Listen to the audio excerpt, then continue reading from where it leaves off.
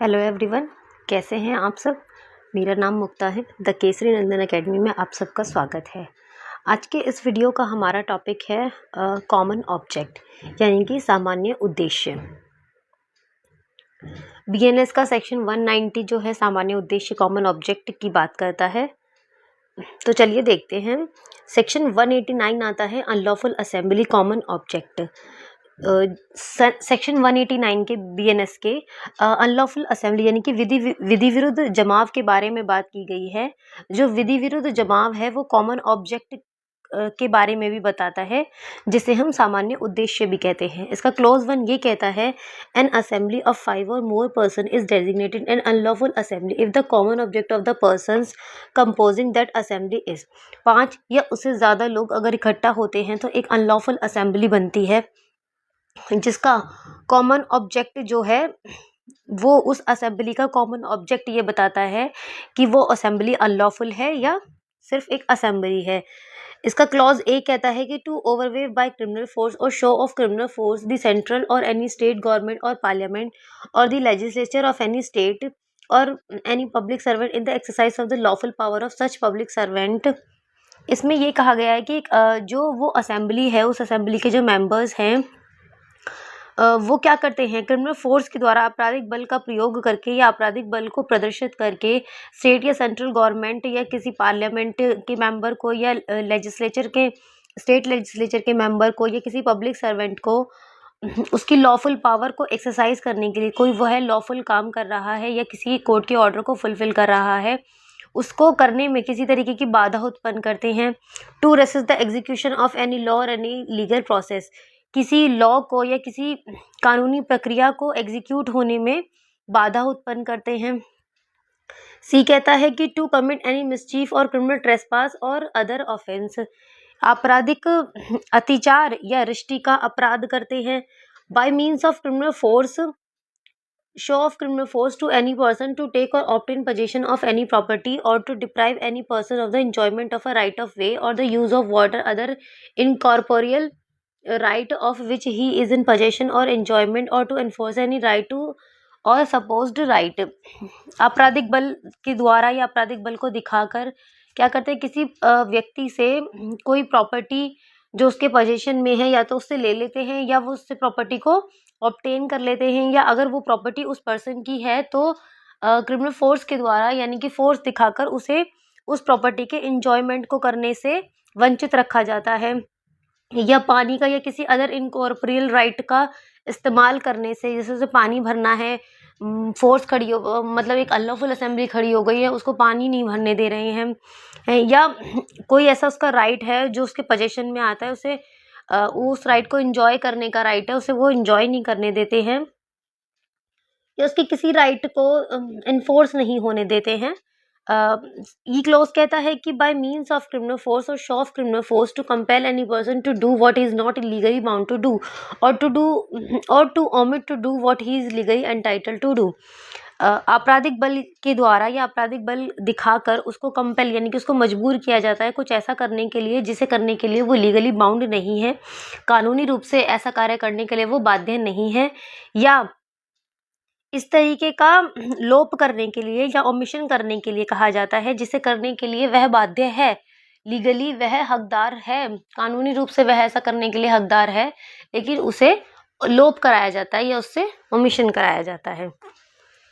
Section 189 का जो clause 2 है, being member of unlawful assembly whoever being aware of facts which render any assembly an unlawful assembly intentionally joins that assembly or continues in it is said to be a member of an unlawful assembly. जो व्यक्ति किसी assembly के facts को जानते हुए, उसके इरादे को जानते हुए एक अनलॉफुल असेंबली को ज्वाइन करता है, इंटेंशनली ज्वाइन करता है उस असेंबली को या उस असेंबली में यानी कि उसमें बना रहता है, तो यहाँ पर ये कहा जाएगा कि वह उस अनलॉफुल असेंबली का मेंबर है। And such member shall be punished with imprisonment of either description for a term which में एक्सटेंड टू 6 months और विद फाइन और विद बोथ। और इस तरीके के मेंबर को 6 महीने तक के कारावास से या जुर्माने से या दोनों से दंडित किया जा सकता है। सेक्शन 189 क्लोज 3 ये कहता है हूएवर जॉइंस और कंटिन्यूज इन अनलॉफुल असेंबली, जो किसी अनलॉफुल असेंबली में बना रहता है या उसको ज्वाइन करता है, knowing that such unlawful assembly has been commanded in the manner prescribed by law to disperse, जिस अनलॉफुल असेंबली को यह कमांड मिल चुकी है लॉ के द्वारा कि उसको डिस्पर्स यानी कि सब तीतर बीतर सब अलग अलग हो जाएं, इस असेंबली को खत्म कर दें, तब भी कोई व्यक्ति उस असेंबली को ज्वाइन करता है या उसमें बना रहता है तो उसको क्या दंड मिलेगा? Shall be punish with imprisonment of either description for a term which में एक्सटेंड टू 2 ईयर्स और विद फाइन और बोथ। उसको 2 साल तक का कारावास या जुर्माने से या दोनों से दंडित किया जा सकता है। इसमें आगे केस आता है Nanak Chandra versus state of Punjab AIA 1953 SC 274। Distinction between common intention and common object was held in this case. इस केस में कॉमन इंटेंशन सामान्य इरादे और सामान्य उद्देश्य के बारे में अंतर बताया गया है। Supreme Court held that common intention presupposes prior consent and meeting of minds. Common intention में जो होता है उसमें पहले से ही कंसेंट ले ली जाती है, उसमें मीटिंग ऑफ माइंड्स होता है यानी कि लोगों की पहले ही सहमति ले ली जाती है। Where as a common object में फॉर्म्ड विदाउट दैट, लेकिन जो कॉमन ऑब्जेक्ट में जो है वो बिना मीटिंग ऑफ माइंड्स के भी बन जाता है। 189 का क्लॉज 5 कहता है whoever knowingly joins or continues in any assembly of 5 or more person likely to cause a disturbance of the public peace। कोई यहाँ पर देखो एक वर्ड है, यहाँ असेंबली वर्ड है, यहाँ अनलॉफुल असेंबली नहीं, यहाँ पर सिर्फ असेंबली वर्ड है। यहाँ पर कोई व्यक्ति किसी एक ऐसी असेंबली को जिसमें 5 या 5 से ज़्यादा लोग हैं या तो ज्वाइन करता है या उसमें बना रहता है, और इस तरीके की असेंबली का जो उद्देश्य है वो क्या है? पब्लिक पीस को डिस्टर्ब करना है। After such assembly has been lawfully commanded to disperse, और इस तरीके की असेंबली को जो है डिस्पर्स होने की यानी कि तीतर बीतर होने की कमांड मिल चुकी है। Shall be punish with imprisonment of either description for a term which में एक्सटेंड टू 6 months और विद फाइन और बोथ। तो ऐसी स्थिति में उस व्यक्ति को 6 महीने का कारावास या जुर्माना या दोनों से दंडित किया जाएगा। Section 190 every member of unlawful assembly guilty of offence committed in prosecution of common object. हर एक व्यक्ति अनलॉफुल असेंबली का कैसे दोषी माना जाएगा कि उसने उस कॉमन ऑब्जेक्ट के प्रोसिक्यूशन में उसके सामान्य उद्देश्य के अग्रसर में ही कार्य किया है। इसमें जॉइंट लायबिलिटी का प्रिंसिपल अप्लाई होता है जो सेक्शन 3 क्लॉज 5 यानी कि कॉमन इंटेंशन में अप्लाई हुआ था। If an offence is committed by any member of an unlawful assembly, अगर कोई अपराध किसी अनलॉफुल असेंबली के मेंबर द्वारा किया गया है in prosecution of the common object, एक सामान्य उद्देश्य के अग्रसर में किया गया है, and such of the members of that assembly knew to be likely to be committed in prosecution of that object, और जो उस मेंबर ने यानी कि उस सदस्य ने अनलॉफुल असेंबली के जो कार्य किया है वह जानते हुए इस कार्य को करता है कि यह इस असेंबली का ऑब्जेक्ट है। Every person who at the time of committing of that offence, अपराध करते समय उस असेंबली का हर एक व्यक्ति is a member of the same assembly and guilty of that offence, उस असेंबली का मेंबर माना जाएगा और उसी अपराध से दंडित किया जाएगा, उसी अपराध का दोषी माना जाएगा। इसमें आगे कॉमन इंटेंशन के एसेंशियल्स बताए गए हैं। The basis of liability under section 3(5) is the existence of common intention animating the accuse person. इसमें ये कहा गया है कि जो धारा 3 यानी कि सेक्शन 3 क्लॉज 5 के तहत जो दायित्व है, दायित्व का जो आधार है, मतलब कि 3(5) में अगर किसी को व्यक्ति को दायित्वाधीन बनाया गया है, किसी व्यक्ति में लायबिलिटी जो लगाई गई है वो सेक्शन 3 क्लॉज 5 में लगाई गई है, तो वहां पर कॉमन इंटेंशन की एग्जिस्टेंस देखी जाएगी जिससे उस व्यक्ति को अक्यूज बनाया जाएगा। इसका सेकंड पॉइंट है कि common intention with in the meaning of section 3 clause 5 is undefined and unlimited. जो कॉमन इंटेंशन है 3(5) में वो अनडिफाइंड है, वो कहीं पर डिफाइन नहीं किया गया है और वो अनलिमिटेड यानी कि असीमित है। Criminal act under section 3(5) must be done in furtherance of common intention. कोई भी जो क्रिमिनल एक्ट किया जा रहा है 3(5) की लायबिलिटी के लिए क्या चाहिए कि वो एक कॉमन इंटेंशन यानी कि सामान्य इरादे सामान्य आशय के फर्दरेंस में, उसके अग्रसर में होना चाहिए।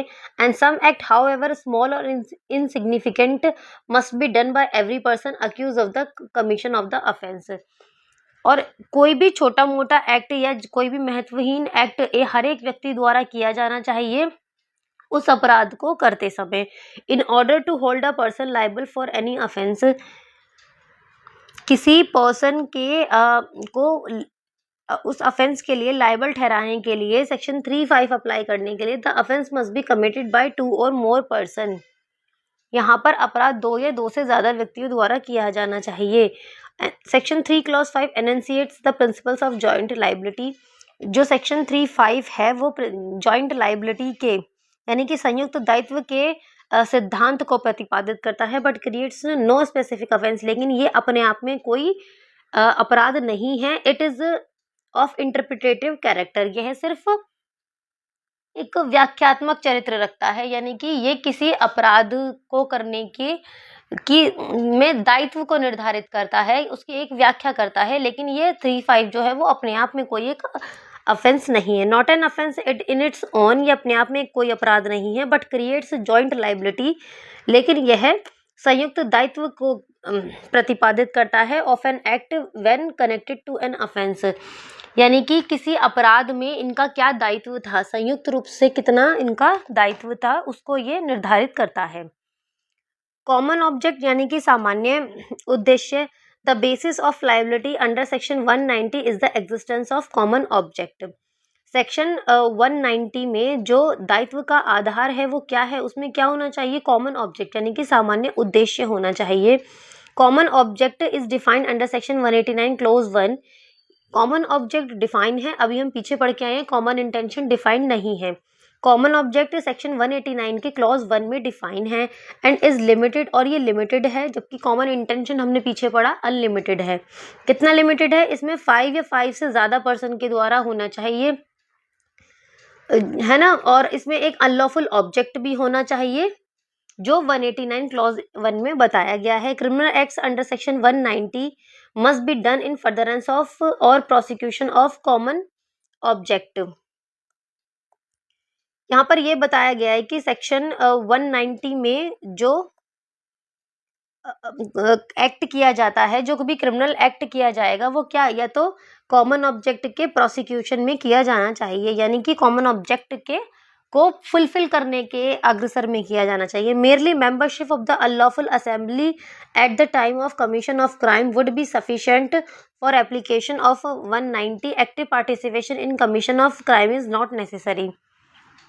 किसी अनलॉफुल असेंबली का सिर्फ मेंबर होना ही क्राइम के कमीशन के समय क्या है, सिर्फ सफिशिएंट है किसी व्यक्ति को लाइबल बनाने के लिए। इसमें एक्टिव पार्टिसिपेशन जरूरी नहीं है, यानी कि अगर कोई अनलॉफुल असेंबली है उसमें 50 लोग हैं और 50 में से बाकी के जो 5 लोगों ने अपराध किया है और बाकी के जो 45 लोग थे वो वहीं पर भीड़ खड़े होकर इकट्ठा होकर मतलब उनको बस मोरल सपोर्ट कर रहे थे, तो वो वहां पर 50 के 50 ही लायबल होंगे, क्योंकि वो उन 5 को ना तो रोक रहे थे, ठीक है, वो उन्हीं के साथ में तो थे, वो एक कॉमन ऑब्जेक्ट को फुलफिल करने के लिए ही तो थे। उन 45 मेंबर्स जो थे उनका पार्टिसिपेशन नहीं था, बस वो खड़े हुए देख रहे थे, तब भी वो यहाँ लायबल हो जाएंगे क्योंकि उन सबका एक जो ऑब्जेक्ट था वो कॉमन था। For application of section 190, the offence must be committed by 5 or more persons because then only they can form an unlawful assembly. Section 190 के लिए 5 या 5 से अधिक व्यक्तियों का होना जरूरी है जो एक अनलॉफुल असेंबली को बना सकती हैं। 190 क्रिएट्स स्पेसिफिक ऑफेंस। सेक्शन 190 जो है वो अपने आप में एक विशिष्ट अपराध को बनाता है। It is merely declaratory of the principle of joint liability, और ये संयुक्त दायित्व के सिद्धांत की घोषणा भी करता है। ये अपने आप में एक अपराध नहीं है, ठीक है। इस वीडियो में इतना ही। नेक्स्ट टॉपिक हम नेक्स्ट वीडियो में देखेंगे। Till then thank you.